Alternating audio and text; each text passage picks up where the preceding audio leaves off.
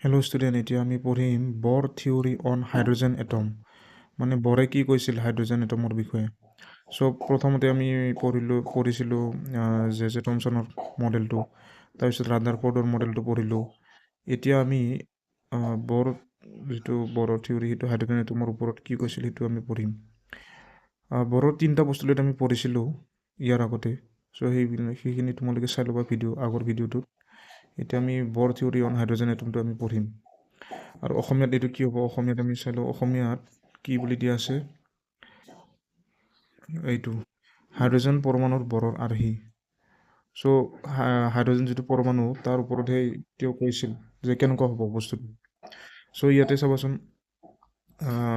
আমি ধৰিম কি আমি হাইড্ৰজেন এটম এটা ধৰিম, তাতে আমি ইলেক্ট্ৰন ঘূৰি আছে এনেকৈ। ইলেক্ট্ৰনটোৰ ভেল'চিটি আমি কি ধৰিম, VN বুলি ল'ম। ইলেক্ট্ৰনটোৰ ভেল'চিটি আমি কি বুলি ধৰিম, VN। আৰু নিউক্লিয়াছৰ পৰা, নিউক্লিয়াছ মানে কি থাকিব তোমাৰ, প্ৰটন আৰু নিউট্ৰন থাকিব। ইয়াৰ পৰা তোমাৰ ইলেক্ট্ৰনটো কিমান দূৰত, ৰেডিয়াছ RN, চ' RN বুলি ধৰিলোঁ। আৰু ইলেক্ট্ৰনটোৰ মাছ M। চ' সেইখিনি আমি ইয়াতে লিখিব লাগিব পোনপ্ৰথমতে। ইলেক্ট্ৰন এটা হাইড্ৰজেন নিউক্লিয়াছৰ চাৰিওফালে এনটম কক্ষপথত ঘূৰি আছে। বৃত্তাকাৰ কক্ষত ইলেক্ট্ৰনৰ পৰিভ্ৰমণৰ বাবে প্ৰয়োজনীয় অভিকেন্দ্ৰিক বল নিউক্লিয়াছ আৰু ইলেক্ট্ৰনৰ মাজৰ স্থিতিবৈদ্যুতিক বলে প্ৰদান কৰে।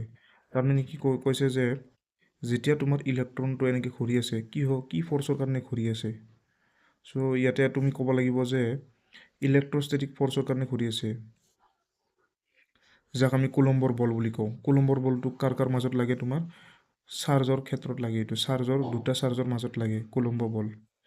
হয়তো পজিটিভ চাৰ্জ হ'ব পাৰে, নাইবা পজিটিভ আৰু নিগেটিভ চাৰ্জ হ'ব পাৰে। এতিয়া পজিটিভ আৰু নিগেটিভ চাৰ্জ হ'ব এট্ৰাকশ্যন, চ' এইটো কুলম্বৰ বলটো হ'ব, নাইবা স্থিতিবৈদ্যুতিক বল বুলি কওঁ। বুজি পাইছে, এনেকৈ ঘূৰি থাকিব।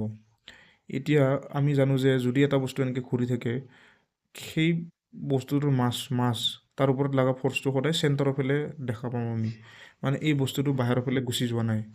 কিয় গুচি যোৱা নাই, তাৰমানে চেণ্টাৰৰ ফালে এইটো ফৰ্চটো লাগি আছে। চ' চেণ্টাৰৰ ফালে ফৰ্চ লগাটো কি ফৰ্চ বুলি কোৱা আছিলোঁ আমি, সেই বলটো হ'ল অভিকেন্দ্ৰিক বল, চেণ্ট্ৰিপিটেল ফৰ্চ বুলি কওঁ আমি। চ' এতিয়া চেণ্ট্ৰিপিটেল ফৰ্চ হিচাপে আমি কি বুলি গম পালোঁ। এতিয়া এই যিটো চেণ্ট্ৰিপিটেল ফৰ্চ আমি পাইছোঁ, সেইটোৱে হ'ল স্থিতিবৈদ্যুতিক বল। তাৰমানে চেণ্ট্ৰিপিটেল ফৰ্চ আৰু অভিকেন্দ্ৰিক বল আৰু স্থিতিবিদ্যুতিক বল কি দুটাও সমান। বুজি পাইছেনে, সেনেকৈ আমি ক'ব পাৰোঁ ইয়াতে। চ' ইংলিছটো আমি চাওঁ ইয়াতে। ইংলিছটো তেনেকৈ লিখিবা, suppose a hydrogen atom is revolving on n number of orbit, the electron revolve around the nucleus. This centripetal force is provided by necessary electrostatic force of attraction between nucleus and electron. Nucleus আৰু ইলেক্ট্ৰনৰ মাজত কি বল লাগি থাকিব, এতিয়া electrostatic force, নাইবা coulomb force বুলি কওঁ আমি। আৰু এই কুলম ফৰ্চ কোনে প্ৰভাইড কৰিব, চেণ্ট্ৰিপিটেল ফৰ্চ। এতিয়া চাবাচোন, তোমালোকে মই যদি সুধোঁ তোমালোকক যে পৃথিৱীখন সূৰ্যৰ চাৰিওফালে ঘূৰি আছে, মানে কিহৰ কাৰণে ঘূৰি আছে, সেইটো কিন্তু চেণ্ট্ৰিপিটেল ফৰ্চ, সেইটো চেণ্ট্ৰিপিটেল ফৰ্চে হয়। কিন্তু তাতে কোনে প্ৰভাইড কৰিছে, এইটো গ্ৰেভিটেশ্যনেল ফৰ্চ বুলি ক'ব লাগিব। নাইবা তোমালোকে ফাৰ্ষ্ট ইয়াৰত পাইছিলা যে এখন গাড়ী যদি এনেকৈ টাৰ্ণিং লয়, তেতিয়া কিহৰ কাৰণে টাৰ্ণিংটো এনেকৈ লৈছে, কিহৰ কাৰণে পিছলিছে, মানে সেইটো হ'ল ফ্ৰিকশ্যনেল ফৰ্চ। বুজি পাইছে, তেনেকুৱা। চ' আমি ক'ব পাৰোঁ যে এইটো চাবা, এইফালে আমি চেণ্ট্ৰিপিটেল ফৰ্চ লিখিছোঁ, এইফালে আমি ইলেক্ট্ৰষ্টেটিক ফৰ্চ লিখিলোঁ। এতিয়া আমি চাম ফৰ্মুলাটো কিয় তেনেকুৱা হ'ল। এতিয়া তোমালোকে জানি থ'ব লাগিব যে চেণ্ট্ৰিপিটেল ফৰ্চৰ ফৰ্মুলা mv স্কুৱেৰ বাই কিমান আছিল, mv স্কুৱেৰ বাই r আছিল নে, mv স্কুৱেৰ বাই r আছিল চেণ্ট্ৰিপিটেল ফৰ্চ। আৰু তোমালোকৰ ইলেক্ট্ৰষ্টেটিক ফৰ্চ কিমান আছিল, 1/4 pi epsilon naught coulomb force, Q1 Q2 by r square, 1/4 pi epsilon naught Q1 Q2 by r square. আৰু ইয়াতে কি আছিল, তোমাৰ মডুলাছ আছিল এনেকৈ। মডুলাছ মানে নিগেটিভ হ'লে প্লাছ হ'ব, পজিটিভ হ'লে প্লাছে হ'ব। চ' সেইকাৰণে আমি কি লিখিলোঁ যে চেণ্ট্ৰিপিটেল ফৰ্চৰ ফৰ্মুলাটো mv স্কুৱেৰ বাই r লিখিলোঁ। কিন্তু আমি কি ধৰিছোঁ যে ইয়াতে থকা এটমটোৰ ভিতৰত থকা যিটো ইলেক্ট্ৰন, তাৰ ভেল'চিটি আমি VN বুলি ধৰিছোঁ। চ' VN স্কুৱেৰ ডিভাইড বাই কি হ'ব, ৰেডিয়াছ, মানে ইলেক্ট্ৰনটোৰ ৰেডিয়াছ কি হৈছে RN, equal to 1/4 pi epsilon naught Q1 Q2। চাবা Q1 Q2 আমি কি ধৰিম, আমি ইলেক্ট্ৰনটোৰ চাৰ্জ ই ধৰিম আৰু প্ৰটনটোৰ চাৰ্জো ই ধৰিম। কিয় মই দুটাও ই ধৰিছোঁ, E1 E2 কিয় নল'লোঁ, সেইকাৰণে নল'লোঁ কাৰণ সিহঁতৰ চাৰ্জ একে, কিমান চাৰ্জ আছিল ইলেক্ট্ৰনৰ আৰু প্ৰটনৰ কিমান চাৰ্জ থাকে ক'ব পাৰিবানে তোমালোকে? চ' ইহঁতৰ চাৰ্জ আছিল 1.6 ইনটু 10⁻⁻19 কুলম। বুজি পাইছেনে? সেইটো চাৰ্জ আছিল। সেইকাৰণে আমি সেইখিনি 1.6 নলৈ আমি ই বুলি ধৰিছোঁ। এটা আছিল পজিটিভ, এটা নিগেটিভ, কিন্তু ইয়াতে মডুলাছৰ ভিতৰত থাকিলে দুটাও কি হ'ব? দুটাও তোমাৰ মাইনাছত এনচাৰত লৈ লওঁ, এইটো লাষ্টত প্লাছেই হ'ব কাৰণ মডুলাছৰ ভিতৰত থাকিব। চ' আমি সেনেকৈ কৰিলোঁ। চ' তাৰপিছত আমি ইয়াতে RN আৰু RN এটা কেঞ্চেল যাব, ইয়াৰে RN এটা কেঞ্চেল যাব, এইটো RNটো কেঞ্চেল যাব। চ' কিমান থাকিব? MVN square equal to 1/4πε0 divide by RN। এইটো ইকুৱেশ্যন নম্বৰ 1 দিলোঁ। তাৰপিছত আমি লিখিলোঁ বৰৰ, মই যি কৈছিলোঁ ইয়াৰ আগতে ভেলুটোত বৰৰ পষ্টুলেটটো, বৰৰ ছেকেণ্ড পষ্টুলেটে কি কৈছিল? বৰৰ ছেকেণ্ড পষ্টুলেটত কৈছিল যে, বৰৰ আৰ্হিত কৈছিল যে এটা যদি তোমাৰ এনেকৈ এটমৰ চাৰিওফালে যদি ইলেক্ট্ৰনটো ঘূৰি থাকে, এটা ষ্টেবল অৰবিটৰ যদি ঘূৰি থাকে, ষ্টেবল অৰবিট মানে সুস্থিৰ কক্ষপথত যদি ঘূৰি থাকে, তাৰ এংগুলাৰ মমেণ্টাম থাকে, আৰু সেই এংগুলাৰ মমেণ্টামটো কি হ'ব তোমাৰ? অসমীয়াত কি বুলি কয়? কৌণিক ভৰবেগ। সেই এংগুলাৰ মমেণ্টাম কৌণিক ভৰবেগটো কি হ'ব?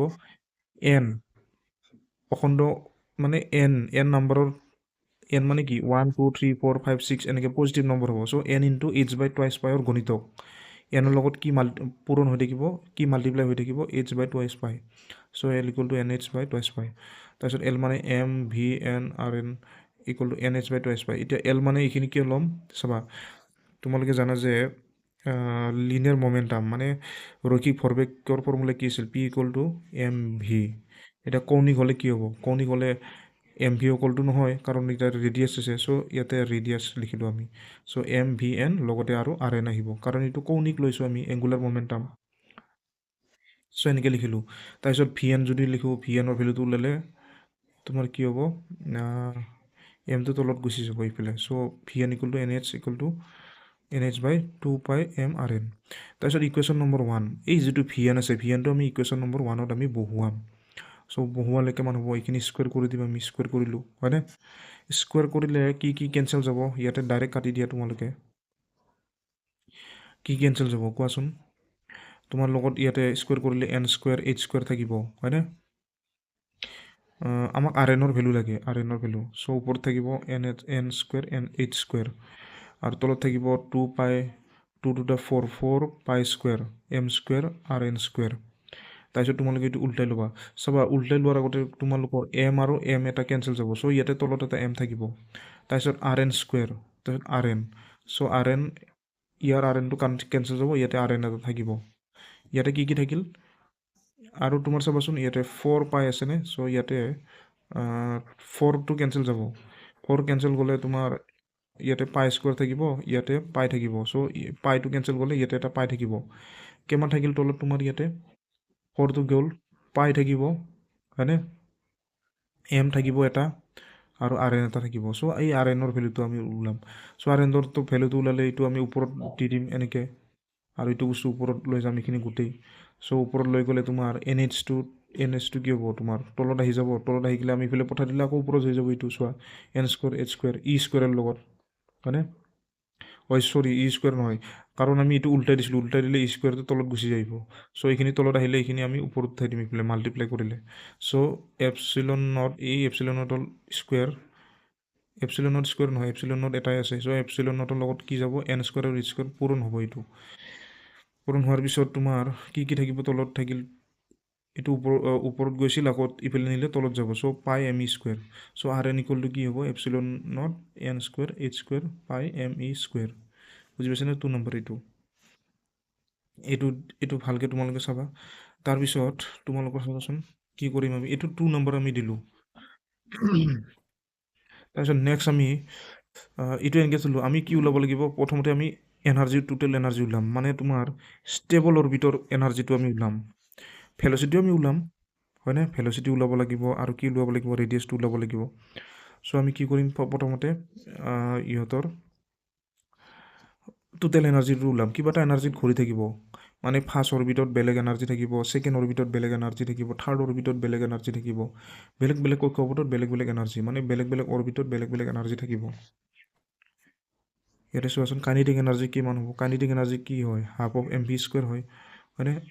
তাৰপিছত আমি কি পাইছোঁ যে ½ of 1/, এইটো কেনেকৈ পালোঁ আমি? 1/2 চাবা ইকুৱেশ্যন 1ত চোৱাচোন mv(n²) mv(n²)ৰ ভেলুটো আমি এইটো পাইছোঁনে? চ' এইটো বস্তু আমি ক'ত বহাই দিলোঁ? আমি ইকুৱেশ্যন 1ৰ পৰা ইয়াত বহাই দিলোঁ mv(n²)ৰ ইকুৱেশ্যন নম্বৰ 1ৰ পৰা। চ' বহালে কি হ'ব? এইটো এনেকুৱা হ'ল, হয়নে? হোৱাৰ পিছত rnৰ ভেলুটো আমি বহাম। rnৰ ভেলুটো এইমাত্ৰ ওলাই থৈছোঁ ইয়াতে। চ' এইটো rn = ε0 n² h² m²। চ' ইয়াতে rnৰ ভেলুটো আমি ইয়াতে বহাইছোঁ। ক'ত বহালোঁ? ইয়াতে বহালে চাবচোন কি কেঞ্চেল যাব তোমাৰ ইয়াতে। এইটো 4 to the 8 হ'ব। তাৰপিছত তোমাৰ পাইটো কেঞ্চেল যাব, পাই কেঞ্চেল যাব। চ' me² আৰু e² কিমান হ'ব? মাল্টিপ্লাই কৰিলে me² × e², me4। বাকী এইখিনি থাকিব তলত, হয়নে? ε0 ε0² n² থাকিব আৰু h² থাকিব। এইখিনি মাল্টিপ্লাই কৰিলে এইটোতো ওপৰতে গ'ল। চ' এইটো ইকুৱেশ্যন নম্বৰ আমি 3 দিলোঁ। তাৰপিছত আমাক কি লাগিব? টোটেল এনাৰ্জি ওলাবৰ কাৰণে কি হয়? মুঠ যান্ত্ৰিক শক্তি নাইবা টোটেল এনাৰ্জি ওলাব লাগে, kinetic energy plus potential energy plus কৰিব লাগিব, হয়নে? চ' পটেনচিয়েল এনাৰ্জি যেতিয়া চাম, পটেনচিয়েল এনাৰ্জি ওলাবৰ কাৰণে আমাৰ ফৰ্মুলাটো জানিব লাগিব। কোনটো চেপ্টাৰৰ পৰা? তোমালোকৰ চাবাচোন বৈদ্যুতিক বিভৱ চেপ্টাৰটোৰ পৰা, ইলেক্ট্ৰষ্টেটিক পটেনচিয়েল এটা চেপ্টাৰ যি আছিল তোমালোকৰ ছেকেণ্ড চেপ্টাৰটো, তাৰ পৰা আমি এটা ফৰ্মুলা জানো যে ভি ইকুৱেল টু কি হয়? V equal to W/Q। Potential equal to work done per unit charge. মানে তোমাৰ কি আছিল এইটো? এটা যদি প্লাছ কিউ চাৰ্জ লোৱা, ডাঙৰ প্লাছ কিউ চাৰ্জ এটা লোৱা, তাতে যদি তুমি এটা প্লাছ কিউ চাৰ্জ যদি ইয়াৰ কাষত আনিব লাগে, তেতিয়া কি হয়? বাধা দিয়ে নে নাই? ইয়াক আহিব নিদিয়ে। তথাপিও তুমি ইয়াক ঠেলাই লৈ যাইছা, তাৰমানে ৱাৰ্ক ডান কৰিছা তুমি। কাৰ ওপৰত ৱাৰ্ক ডান কৰিছা? প্লাছ কিউৰ ওপৰত ৱাৰ্ক ডান কৰিছা। চ' সেইটোৱে পটেনচিয়েল মানে কি? ৱাৰ্ক ডান পাৰ ইউনিট চাৰ্জ। কাৰ ওপৰত ৱাৰ্ক কৰিছা? কিউৰ ওপৰত। চ' আমি ৱাৰ্ক ডানখিনি লাষ্টত আনি কেনে যদি আমি ইয়াতে থৈ দিওঁ, তেতিয়া তাৰ ৱাৰ্কখিনি কি হ'ব? তাৰ ৱাৰ্কখিনি পটেনচিয়েল এনাৰ্জিত ষ্ট'ৰ হৈ যাব, হয়নে? চ' W মানে ইউ লিখিব পাৰোঁ, U/Q। এতিয়া আমাক ইউ লাগে, পটেনচিয়েল এনাৰ্জি মানে কি? U equal to V × Q multiply হ'ব এইটো। এতিয়া তোমালোকে জানা যে ভিৰ ফৰ্মুলাটো কি আছিল? ক'ব পাৰিবানে? V ইকুৱেল টু 1/4πε0 Q/R আছিল, হয়নে?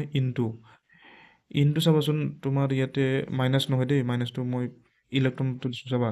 V × কিউটো কোনটো আছিল? কোনটো চাৰ্জ লৈ আহিছা ইয়াতে, হয়নে? কিউটো কোনটো চাৰ্জ তুমি লৈ আহিছা সেইটো। এতিয়া চাবা, আমি ইয়াতে যদি চাওঁ, ইলেক্ট্ৰনটো চাৰিওফালে ঘূৰি আছিল নে?